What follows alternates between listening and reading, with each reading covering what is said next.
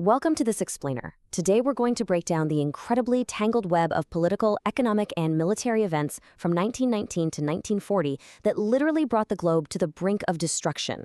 We're looking at exactly how a specific chain reaction of historical moments led to the most devastating war in human history. Let's jump right in. I want to start with this powerful observation from our source material because it perfectly sets up our journey. World War II wasn't sparked by one isolated moment. No way. It was a devastating, unstoppable chain reaction, a series of events conspiring together to eventually light a flame of war. To make sense of all this chaos, we're going to track this timeline of falling dominoes, starting with the seeds of conflict, Hitler's rise, the era of appeasement, the invasion of Poland, the terrifying Blitzkrieg, and finally, the fall of France. All right, part one, the seeds of conflict. Our very first domino falls at the end of World War I in 1919, specifically with the Treaty of Versailles. So the treaty contained Article 231, also known as the War Guilt Clause. This essentially forced Germany to shoulder the entire blame for the global conflict, and the scale of the punishment here was just staggering. France and Britain demanded Germany pay heavy costs for the war, levying a fine of $33 billion. To put that into perspective, in today's money, that's a jaw-dropping $270 billion. It was a fine so incredibly massive that Germany only made the absolute final payment on it nearly a century later in 2010. As you might guess, this massive fine led to absolute economic ruin. To pay it off, the German mark was aggressively devalued, which triggered insane hyperinflation. Check this out. In 1922, Berlin, a packet of bread cost 160 marks.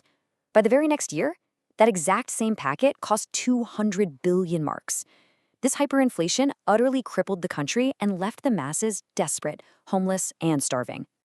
Moving on to part two, Hitler's rise to power.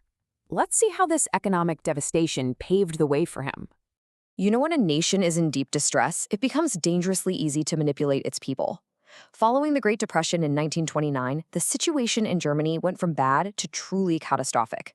By 1933, 6 million people were unemployed. Hitler absolutely capitalized on this despair. He used extreme propaganda to falsely scapegoat Jews and socialists, blaming them for Germany's international disgrace and pushing baseless conspiracy theories like Judeo-Bolshevism. Riding this wave of manipulated anger, he successfully declared himself dictator in 1933.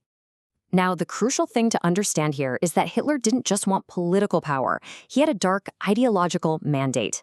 He envisioned a racially pure German empire, and to achieve this, he aggressively sought what he called Lebensraum, or living space. He fully intended to expand Germany's borders and forcibly acquire resources at the expense of neighboring nations to feed this empire. That brings us to part three, the era of appeasement. As Hitler began openly violating the strict terms of the Treaty of Versailles, like secretly building an air force and signing an agreement to form an independent navy, he expanded rapidly without triggering a major war. The rest of the world basically just watched anxiously. In early 1938, he marched right into Austria without shedding a drop of blood. By September, British Prime Minister Neville Chamberlain pushed through the Munich Agreement, literally handing Hitler the Sudetenland region of Czechoslovakia in exchange for a promise of peace. Chamberlain wanted to appease him, to maintain peace at all costs. But, well, by March 1939, Hitler broke that promise and invaded the rest of Czechoslovakia anyway. Which sets off part four, the spark, invading Poland. At this point, it was undeniable that appeasement had completely failed. With Czechoslovakia conquered, Hitler turned his eyes to his next target, Poland. And to get it, he pulled off a highly surprising geopolitical maneuver. Despite deeply hating communist ideology, Hitler shocked the world by signing a non-aggression pact with the Soviet Union in 1939. Why on earth would he do that? Because their interests temporarily aligned perfectly. Hitler wanted to safely invade Poland without the Soviets attacking him from the east, and Stalin, he wanted to claim the other half of Polish land to buffer his own borders. And so on September 1st, 1939, nearly 1 million German troops poured into Poland. The UK and France finally reached the edge of their patience and officially declared war on Germany. But here's the catch.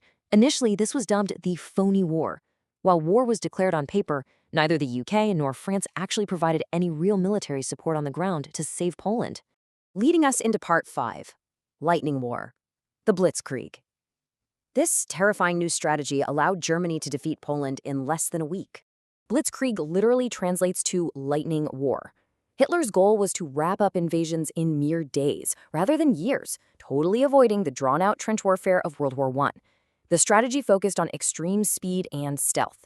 Massive columns of tanks would pierce defenses on the ground instantly, while the German Air Force, the Luftwaffe, rained down destruction from above before their opponents even had time to process what was happening. Now you might be wondering, how do you maintain that frankly impossible pace? Well, the sources reveal a highly shocking truth. German soldiers were heavily issued a drug called Pervitin, which today we know as crystal meth. Yeah, you heard that right. It took away fatigue, eliminated the need for sleep, suppressed hunger and thirst, reduced pain, and boosted confidence. While defending soldiers actually had to stop and sleep at night, German soldiers on Pervitin could fight day and night continuously, finishing entire invasions in just 2 to 3 days. And finally, part 6, the fall of France.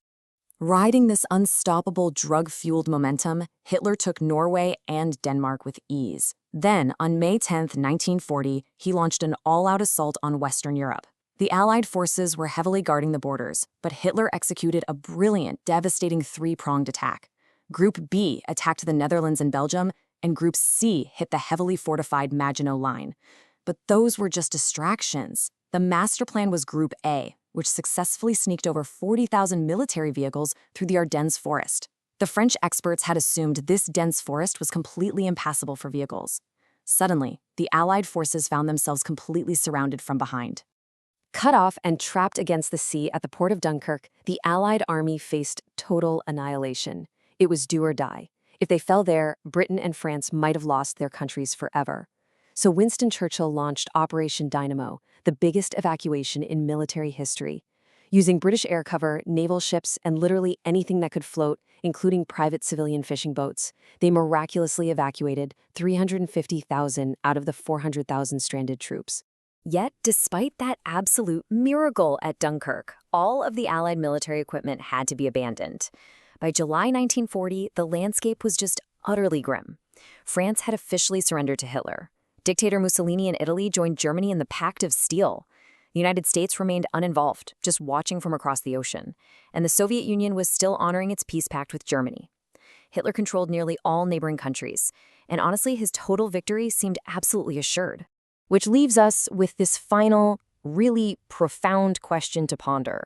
With the rest of Europe completely conquered, the mighty French army defeated, America standing firmly on the sidelines, and Britain left utterly alone without their heavy equipment, how on earth did the situation possibly take a U-turn? How could Britain recover from this devastating start to eventually turn the tide of the entire war? Keep that in mind as you reflect on the staggering sequence of dominoes we just explored. Thanks so much for joining me on this explainer.